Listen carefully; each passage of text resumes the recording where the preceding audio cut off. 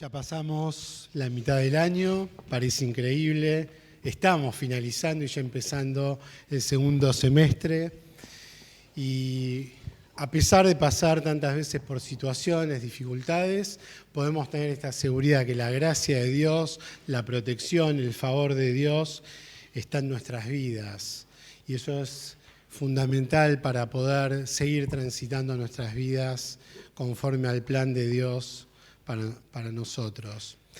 Eclesiastés, libro escrito por el sabio Salomón, dice ahí en el pasaje, capítulo 7, versículo 14, cuando te vengan buenos tiempos, disfrútalos, pero cuando te lleguen los malos, piensa que unos y otros son obra de Dios y que el hombre nunca sabe con qué habrá de encontrarse después.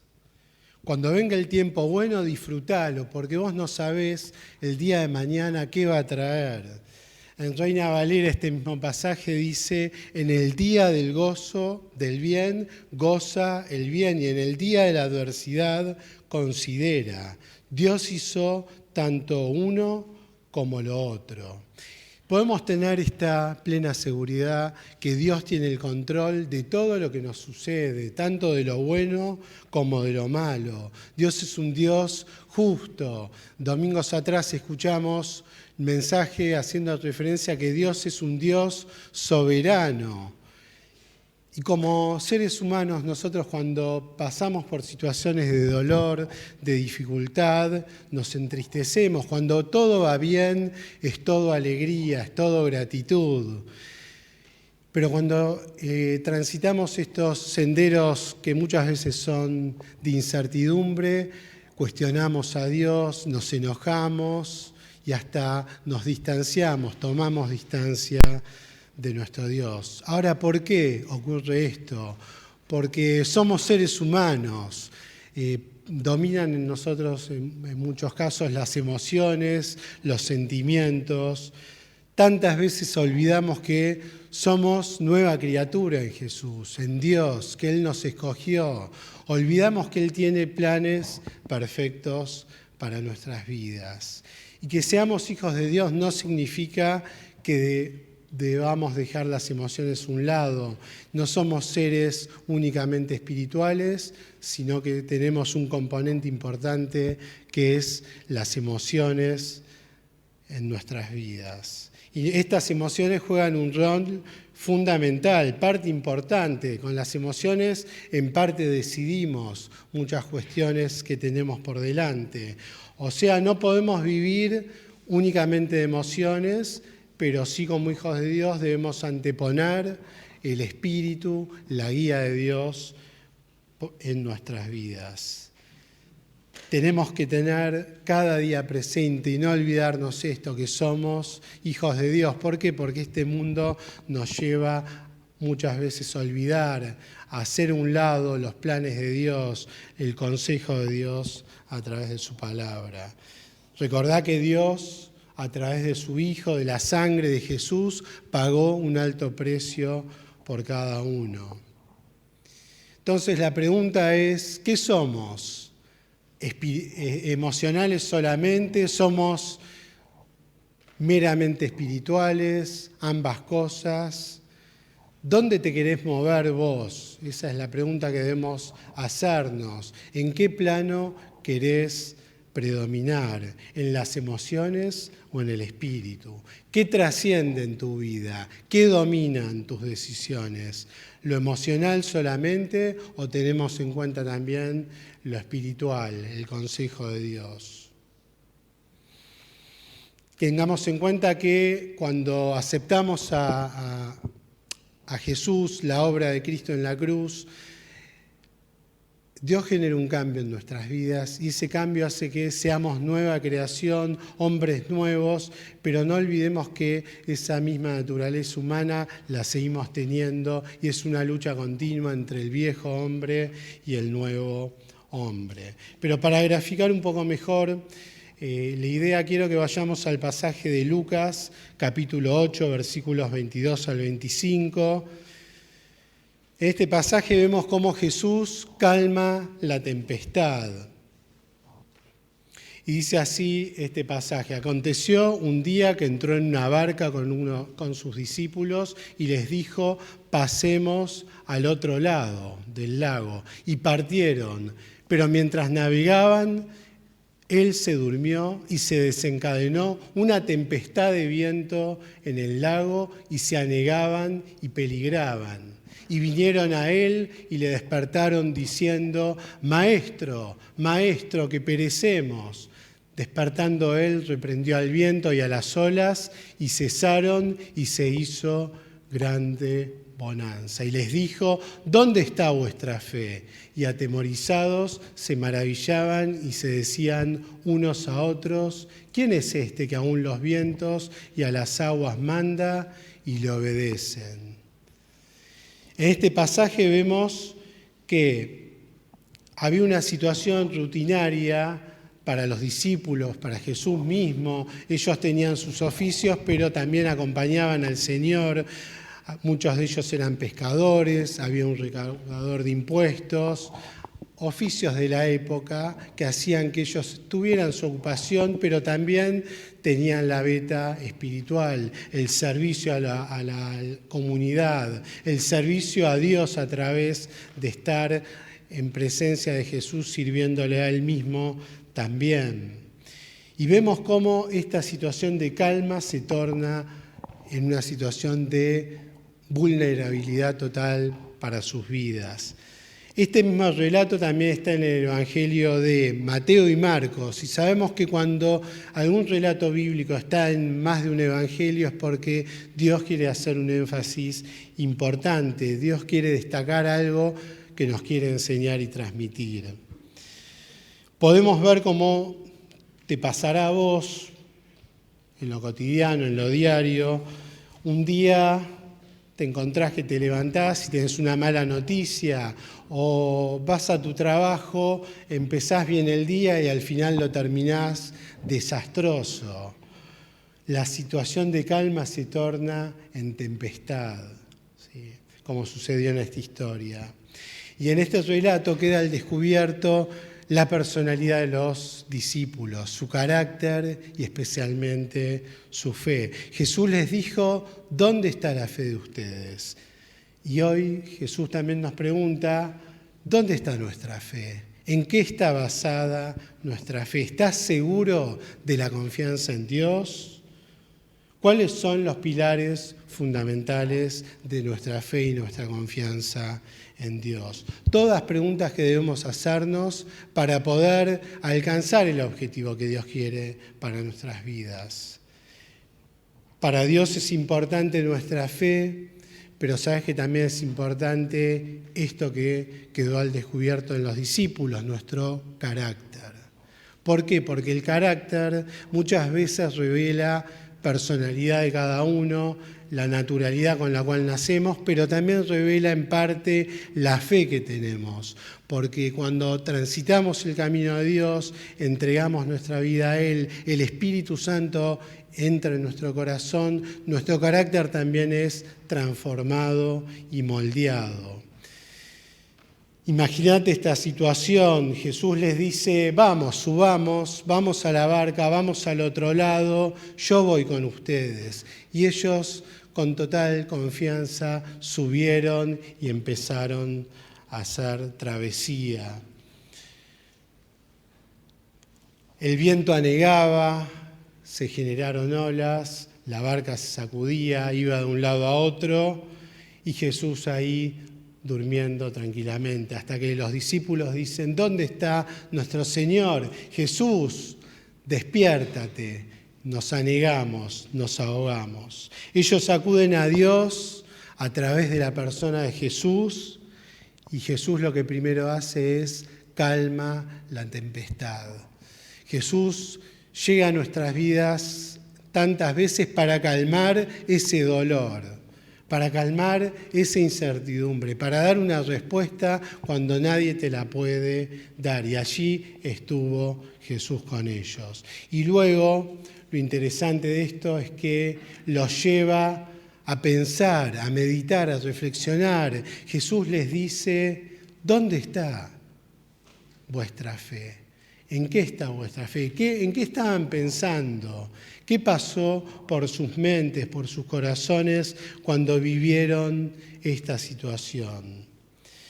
¿Por qué estos discípulos se desesperaron de ese modo? Son preguntas que nos podemos hacer, preguntas que nos deben también llevar a reflexionar, porque cuando sacuden nuestra barca, nuestro empleo, nuestra familia, nuestra situación, nuestro entorno, desesperamos. ¿Acaso no conocemos a aquel que todo lo puede? ¿No conocemos, no hemos tenido experiencias con Jesús que nos ha sacado una y otra vez a flote?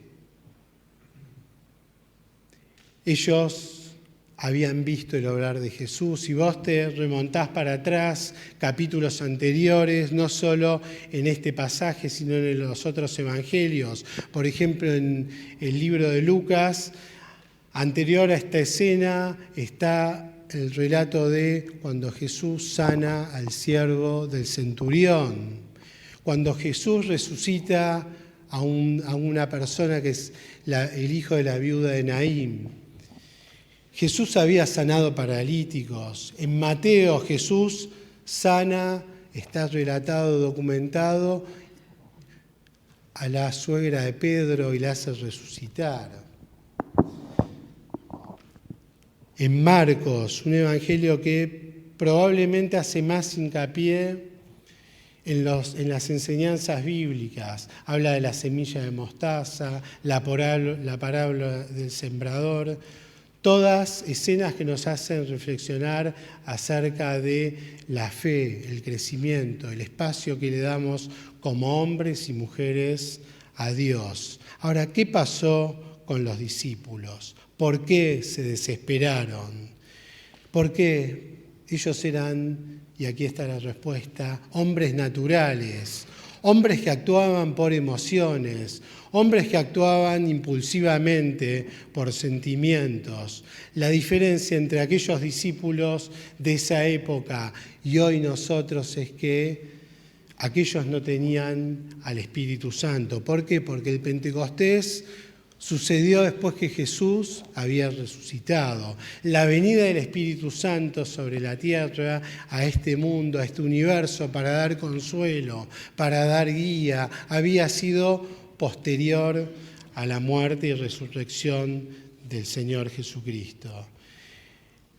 Ellos estaban siendo testigos de la grandeza del Señor, estaban viendo en primera fila las escenas de bendición, de traer sanidad, de resucitar muertos. Ellos recibían palabra de fe a través del Señor y de lo que venían, que Él hacía, pero todavía no tenían el poder del Espíritu Santo en sus vidas. Ellos veían milagros y se deslumbraban. Ellos veían el obrar de Jesús y lo transmitían, lo replicaban con sus vidas, con sus bocas. Pero cuando venía la adversidad también tenían su parte humana y se deprimían. Pasaban del asombro a la incertidumbre, pasaban de la alegría a los cuestionamientos. Eran situaciones alternadas en sus personalidades que hacían que estén arriba y abajo, arriba y abajo. Recordá a Pedro, y siempre hacemos hincapié en la personalidad de Pedro, porque Pedro justamente tenía emociones a flor de piel, él era totalmente impulsivo. Cuando le dijo una y otra vez, Señor, yo voy a estar contigo, y cuando los zapatos le apretaron, cuando la situación fue difícil, él lo negó y después lloró amargamente. Recordá cuando también en un relato de los evangelios Jesús envía a algunos de sus discípulos a una aldea de Samaria y ellos no fueron recibidos y lo primero que dijeron, Señor, no nos reciben, haz descender fuego sobre esta aldea y que los consuma, que los destruya. Emociones fluctuantes, emociones cambiantes, como tantas veces nos pasa a nosotros. porque el Espíritu Santo todavía no estaba en sus vidas, porque el Espíritu Santo que hoy nosotros tenemos todavía no se había manifestado en ese tiempo. Pero nosotros somos una generación que vive la presencia del Espíritu Santo. Vivimos la presencia del Santo Espíritu a través del ingreso en nuestros corazones cuando aceptamos la obra de Cristo. Nosotros no tuvimos quizás el privilegio de transitar con Jesús, de caminar como lo hicieron ellos, pero tenemos un arma mayor que es el Santo Espíritu de nuestro Dios, un espíritu de consejo, un espíritu que dice la palabra de Dios que aún en las noches, cuando nosotros dormimos, descansamos, nos aconseja, nos habla al oído y al corazón. Hoy nosotros somos aquellos que tenemos la posibilidad y vemos la gloria de Dios a través de la obra del Santo Espíritu de Dios en nuestras vidas. Ellos transitaron con Jesús, caminaron, cenaron, fueron a fiestas con Jesús, oraron con Jesús. Jesús les enseñó a ayunar, a tener un espacio de intimidad con el Padre. Y dice la palabra de Dios en Juan capítulo 14, versículos 15 al 17, si ustedes me aman, obedecerán mis mandamientos, y yo le pediré al Padre, y Él les dará otro consolador para que los acompañe siempre. El Espíritu de verdad, a quien el mundo no puede aceptar porque no lo ve ni le conoce. Pero ustedes sí lo conocen porque vive con ustedes y estará en ustedes. Si ustedes me aman, es la promesa de parte de Dios, yo voy a orar, voy a interceder para que cuando yo ya no esté más, dice el Señor, les dé el Santo Espíritu que los guíe y los aconseje. Nosotros recibimos el consejo de parte de Dios y es por fe que recibimos ese Espíritu Santo. Esto es lo que hace la gran diferencia y el gran privilegio que tenemos como hombres y mujeres respecto a aquellos hombres en esa época. Debemos entender, queridos hermanos, que Dios siempre tiene el control. Volvé al relato de Jesús, volvé a la tempestad, volvé a tu propia vida cuando es sacudida una y otra vez. Él siempre está presente en nuestras vidas, tanto en lo bueno como en lo malo. Cuando las cosas salen bien o cuando las cosas no salen como esperamos. Dios siempre tiene el control de tu barca y por más que haya sacudidas, por más que vayas de un lado a otro, Dios siempre te va a llevar a un buen puerto, ¿sí? Él está velando. Muchas veces pensamos que Jesús duerme. Muchas veces pensamos que Dios no ve la situación, que Él nos hace la espalda o nos hace un lado. No, no es así. Dios siempre está presente en nuestras vidas y Él vela e intercede por nosotros. Quizás pienses que tu fe es pequeña, quizás sientas que no alimentaste demasiado tu fe como para que Dios sobre en tu vida. Pensá, recordá la parábola de la semilla de mostaza. Jesús dice que si tu fe es tan pequeña como esta mínima semilla, pero vos la hacés crecer, germinar, brotar, si vos la alimentás, si vos lees el consejo de la palabra de Dios, si vos orás, si vos tenés un corazón abierto y dispuesto a Dios, Él va a hacer que esa semilla brote, crezca, dé fruto y replique en tantas almas que necesitan del poder de Dios en sus vidas.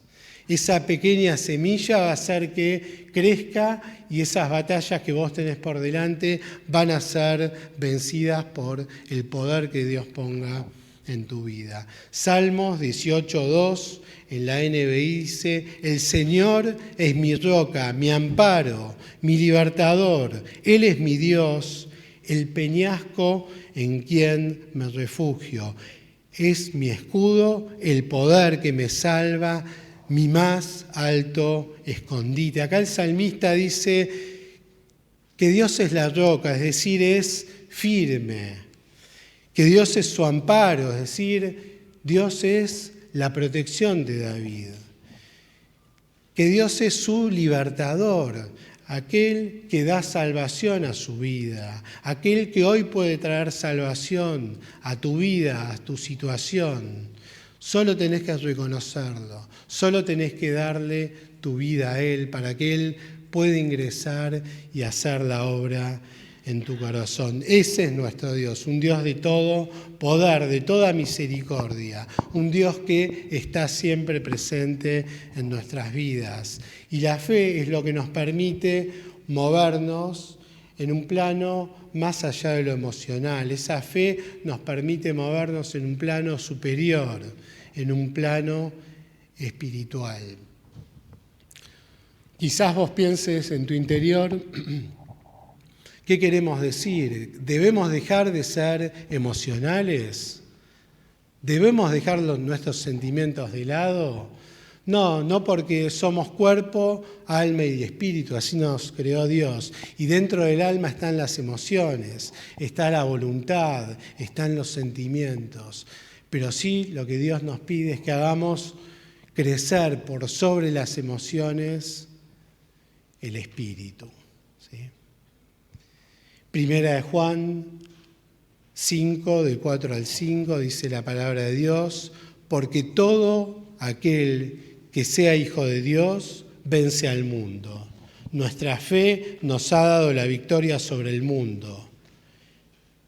Nuestra fe, no tu propia salida, no tu propia experiencia, solo la fe en Dios. Eso es lo que nos hace vencer por sobre lo que nos rodea, por delante de todo lo que tenemos por delante.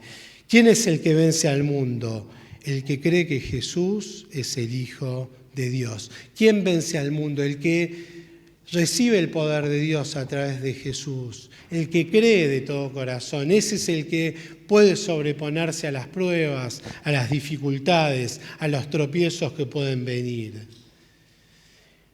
Nuestro objetivo debe ser y pertenecer a Jesús cada día y tener una vida que dé frutos, es decir, que muestre el obrar de Jesús en nuestras vidas. Tantas veces queremos transmitir lo que Dios puede hacer, pero nos cuesta mostrar lo que Dios hace. Por indiferencia, quizás porque nos da vergüenza, por el qué dirán, porque nos señalen, pero nuestra vida debe dar fruto. Es Jesús el único que puede cambiar la vida de las personas como lo hizo en tu propia vida. La palabra de Dios dice en Santiago que la fe por sí sola no tiene sentido. La fe sin obras es muerta. La fe se tiene que mostrar con un estilo de vida distinto. No podemos vivir ya más como hombres y mujeres naturales. Tenemos una gran responsabilidad porque el mundo te conoce, el mundo sabe que vos tuviste una experiencia personal con Jesús. Muchos de los que están afuera y te rodean, en tu lugar donde te desempeñás, en tu familia. No podemos vivir como hombres y mujeres naturales, según lo que nos surge en el momento, según nuestros sentimientos. Las decisiones que tomamos siempre deben ser referenciadas por el consejo y la palabra de Dios. La fe también es una decisión, porque vos decidiste un día tomar este camino, pero vos también cada día decidís retomar este camino y darle continuidad en tu vida.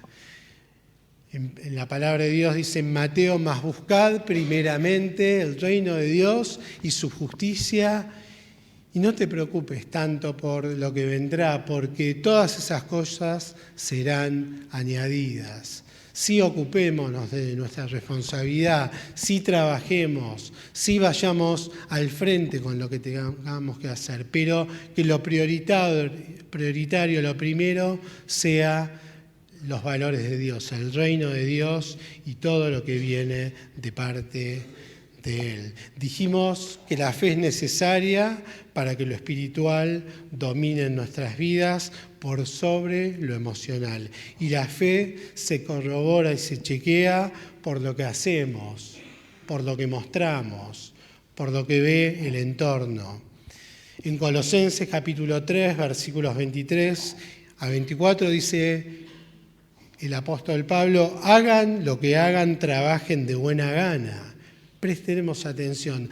Lo que hagas sea para Dios en primer término, pero sea en lo cotidiano, en tu responsabilidad diaria. Hagas lo que hagas, trabajá de buena gana. Como para el Señor y no como para nadie en este mundo. Siendo conscientes de que el Señor los recompensa con la herencia. Ustedes sirven a Cristo, el Señor. Hagas lo que hagas, hacelo del mejor modo, porque en definitiva es un servicio a Dios. Es un testimonio nuestro a aquel que te rodea. ¿Y cómo no vamos a hacer todo de la mejor manera, de la mejor gana, con excelencia, cuando pensamos en servir a Dios?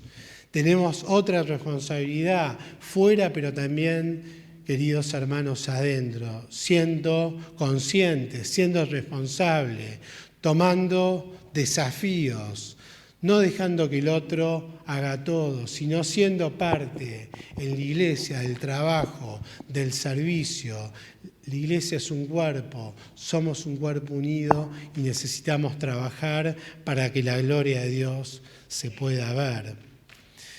Ahora, ¿cómo medimos nuestro crecimiento espiritual, mi avance en el camino? ¿Cómo yo evalúo si estoy rindiendo conforme a lo que Dios quiere para tu vida y para mi vida? En 2 de Pedro, capítulo 1, versículos 5 al 8, dice: vosotros también, poniendo toda diligencia. Ser diligente es ser responsable, hacer las cosas con gana, en tiempo, en forma, poniendo toda diligencia, por esto mismo añadida a vuestra fe, virtud. A la virtud, conocimiento. Cosas que se añaden al conocimiento, dominio propio. Esto que tantas veces nos cuesta. Al dominio propio, paciencia. Otra cosa que te puede costar. A la paciencia, piedad. Y a la piedad, afecto fraternal. Al afecto fraternal, amor. Porque si estas cosas, prestemos atención, están en tu vida y abundan, no te van a dejar estar ocioso ni sin fruto. Añadí a lo primero, a lo fundamental, a la base de la vida espiritual, que es la fe, virtud. Y ahí es como una cadena de eslabones que van desempeñando y desarrollando virtudes en nuestras vidas que culminan con la mayor expresión, que es el amor. El amor a Dios y a nuestro prójimo. Entonces, ¿cuál es el parámetro que tenemos que tener en cuenta? El fruto. ¿Estamos dando fruto? ¿Qué clase de fruto da nuestra vida? ¿Qué ven los demás en nosotros? Desarrollar una fe audaz, una fe genuina, una fe verdadera, una fe potenciada, nos va a llevar a ser virtuosos. ¿Y qué es ser virtuoso? Es ser honesto en lo que hacemos, es ser íntegro, tratar de serlo al menos, es ser honrado, es ser decente, es ser bondadoso. Y vos fíjate que ninguna de estas virtudes hoy por hoy podemos ver en el mundo, en el entorno, en las personas naturales, solo en el hombre regenerado por Dios. Y estas características te van a llevar a un rápido conocimiento, un conocimiento de Dios más eficaz y efectivo. ¿Por qué? Porque si vos tenés un corazón de este modo, dispuesto a Dios, vas a buscar a Dios de otro modo, vas a potenciar tu búsqueda de Dios. Vas a buscar por todos los medios conocer al que todo lo puede y conocer la experiencia que Él puede traer a tu vida. Y este conocimiento te va a llevar también a manejar un mejor dominio propio de tu vida, de tu situación. Vas a ser más prudente, vamos a ser más templados en nuestras conductas, vamos a ser más moderados, más sobrios. Ves que todo esto se va encadenando y lleva a un beneficio final de nuestras vidas, que es vivir mejor nuestras vidas, traer gloria al nombre de Jesús. ¿Querés ser espiritual? ¿Querés ser más espiritual? Quiero ser espiritual, quiero tomar más desafío delante de Dios. En primer término, necesitamos a Dios. Entregá tu vida a Él, buscá a Jesús. Buscá en Jesús el modelo a seguir. No te fijes en el entorno, en las personas. Ni siquiera te fijes exclusivamente en un líder espiritual, porque somos y son hombres espirituales, pero que pueden caer, que pueden flaquear, que pueden ser tentados. Solo Jesús es nuestro modelo. Y Dios de ese modo va a hacer brotar como en un árbol desde la raíz hasta la punta del árbol, florecer, crecer, dar fruto. Dios nos quiere impulsar a tener una vida en la que lo espiritual domine por sobre lo natural, a que lo espiritual domine por sobre lo emocional. ¿Y qué somos? En definitiva, no solo espirituales, no solo emocionales, sino yo creo que tenemos que llegar a la conclusión que somos personas creadas con características de parte de Dios, cada uno con una beta especial, con su forma, su personalidad. Somos emocionales y debemos ser emocionales más espirituales. Te agradecemos, Señor, porque esta mañana permitiste que podamos llegar a tu casa. Te agradecemos, Señor, porque, Señor, tú nos eliges cada día. Un día diste lo más preciado, que es la sangre de tu Hijo. Tuviste el valor, el amor, la bondad, la compasión, Señor, la gracia, para entregar, para ver sufrir a tu Hijo por amor a nosotros. Y sabemos que tú tienes, Señor, planes de bendición, de bienestar para nuestras vidas, pero sabemos que sin tu presencia esos planes no los podemos alcanzar. Por eso pedimos, Señor, que esta mañana nos ayudes a ser hombres naturales moldeados por tu Santo Espíritu, a ser hombres emocionales, mujeres emocionales, pero que tengan el agregado del Espíritu Santo en sus vidas, Señor. Ayúdanos a poder mostrar lo que tú quieres que mostremos afuera, Señor, en este mundo que tantas veces vive lejos de ti, pero que también a la vez vemos mucha gente que tiene sensibilidad, que tiene necesidad y se quiere acercar a ti, Señor.